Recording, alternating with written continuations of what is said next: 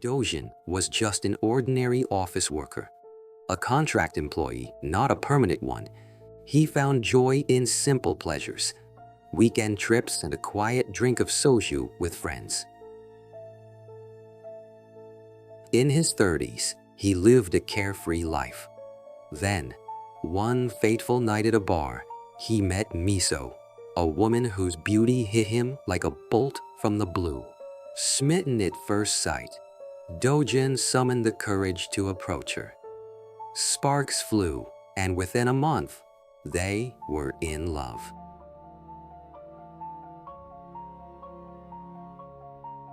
Miso seemed unassuming, mentioning only that she had few friends and had recently returned from working out of town. When she proposed marriage first, Dojin was caught off guard, but soon began dreaming of a future together. Miso took charge of the wedding with astonishing efficiency, opting for a simple ceremony, handling the marriage license, and even securing their new home. To Dojin, Miso was a gift from the heavens, cooking delicious meals, managing the household flawlessly, and never meddling in his hobbies. His friends marveled at Miso, praising Dojin's picture-perfect marriage. He believed without a shred of doubt that this was his stroke of luck.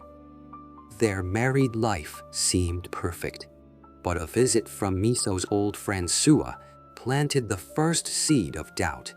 Sua teased Dojin, urging him to treat Miso better, saying, "Our Miso's turned into a housewife since getting married, and, cryptically, she used to be cloaked in luxury from head to toe." Dojin was stunned. He didn't even know Miso cared for high-end fashion. Miso brushed it off, saying, "What woman doesn't love nice things?" But her tone carried a hint of irritation. Soon after, she announced she'd start working at a call center, thinking it would help their finances and support her growth. Dojin agreed without hesitation. Miso began bringing home money, buying bags, shoes, and even clothes for Dojin, appearing to contribute to their household. But at a year-end gathering, a friend's shocking revelation shook Dojin's world. Rummaging through Miso's handbag, he spotted birth control pills, and his friend declared with certainty, "I've seen enough to know. Those are definitely birth control pills." Dojin was confused. They were trying for a baby, so why was Miso taking them? When he cautiously brought up the topic of children, Miso insisted she desperately wanted a baby, but claimed the pills were for severe menstrual pain, a flimsy excuse that rang hollow. This contradiction planted a deep seed of suspicion in Dojin's heart. He began questioning Miso's past and her job, but she grew defensive, dodging his inquiries. Dojin realized he knew almost nothing about her, and his unease grew. As his suspicions deepened, Dojin's anxiety turned into obsession. 30 minutes after Miso left for work, he visited the company she'd mentioned, but her car was nowhere to be found. He called her, casually asking for the company's address, and she gave it without hesitation. To test her, Dojin sent flowers to the office, and the delivery driver confirmed Miso received them. She was working there, it seemed. But why was her car missing? One night, after Miso left for a supposed late shift, Dojin returned to the office. The building was dark, empty, and her car was still absent. He waited all night, but Miso never showed. The next morning, she came home casually, as if nothing was amiss. Dojin was now certain she was lying. On her day off, he visited the office again.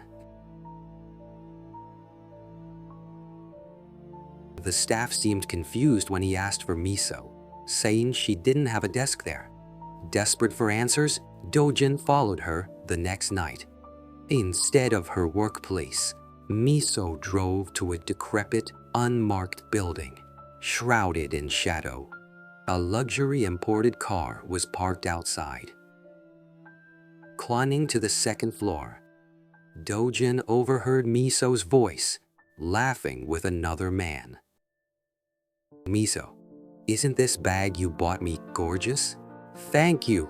"Man, haha, it shines because you're carrying it, Miso. Next time, I'll get..." "Your husband hasn't been suspicious, has he?" Miso: "Nope, he thinks I'm slaving away at work. He'd never dream I'm spending my nights tangled up with you." In that moment, Dojin's blood boiled. His world shattered into 1,000 jagged pieces. That night, Dojin was consumed by rage over Miso's lies and betrayal. But he kept his composure. The next day, he confronted her with the truth. Miso fell to her knees, tears streaming, begging for forgiveness. But the trust was shattered, and Dojin left her. Miso pleaded for another chance, urging him to see who she really was and giving him the address of a grimy equipment rental office. Clinging to a faint hope, Dojin visited the place and met Miso's boss. "Boss, oh, you're Miso's husband? Handsome, just as I heard. You must have questions. Let's not talk here. Come with me. We'll grab a proper coffee and chat." Dojin: Sure." "Boss, see that signpost over there? How many kilometers does it say?" Dojin: "I'm not sure. Boss, 5 kilometers. Good enough. Let's move." The boss tried to get Dojin into a car, but a gut feeling screamed that if he got in, he'd never return. Dojin fled, narrowly escaping danger. With a friend's help, Dojin tracked down Miso's friend Suni, who revealed a horrifying truth. "Suni, Dojin, Miso took out multiple insurance policies in your name without you knowing. If you died, she'd get a fortune.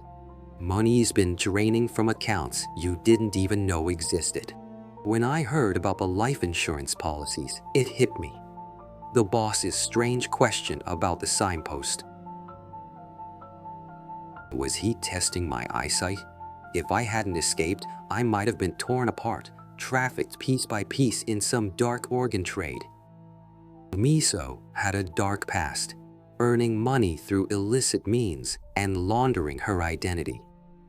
Her marriage to Dojin was a facade to pose as a respectable wife for a wealthy man she was involved with.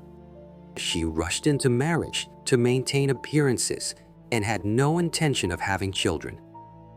Devastated by the truth, Dojin stormed into the office where Miso and the man were. Seeing their affair firsthand, he lost control, blinded by rage as he attacked the man with a club in a frenzy of betrayal. That day, Dojin's life fell apart. The violent outburst drove Dojin to the edge. He barely escaped the scene, but his phone was taken, leaving him stranded in a rural village.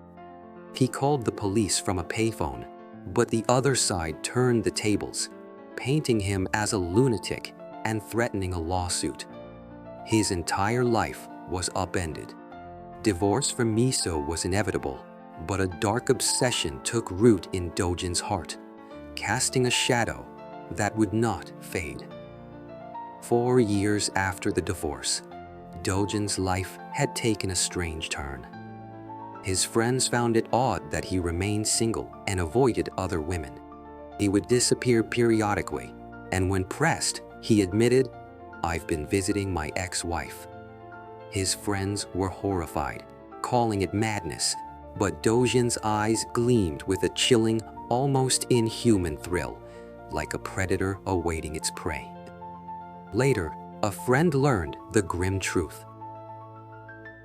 Miso's legs were twisted, her once graceful stride now a tortured stagger, each step echoing pain. Her beauty had been stolen, her face grotesquely scarred, one eye clouded and unfocused, her lips permanently twisted, her skin dull, and her once lustrous hair thinning to brittle strands. Every glance in the mirror must have been a scream of despair. Dojin watched her from afar at a rehabilitation center, relishing her suffering with cold satisfaction. His friends suspected Dojin had exacted revenge and begged him to stop, warning that such acts were inhumane. "Thank you."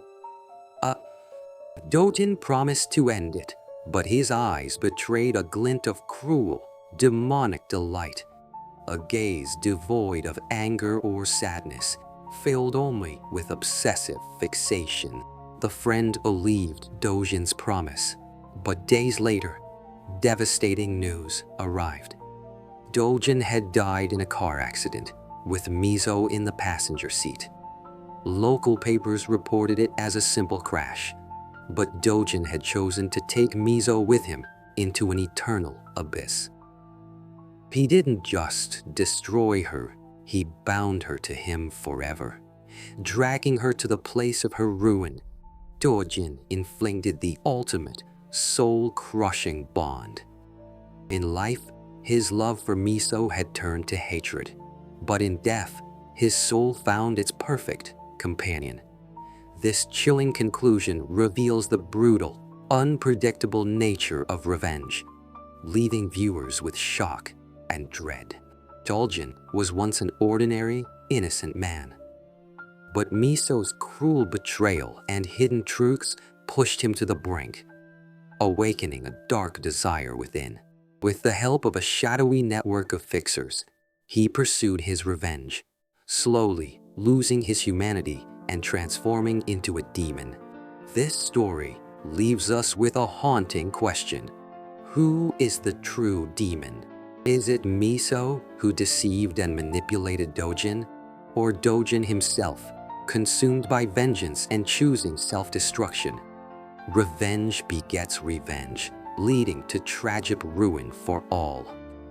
The story's stark portrayal of human desire and the horrors of vengeance leaves a lingering question. Who is the real demon, and what darkness lies within us all?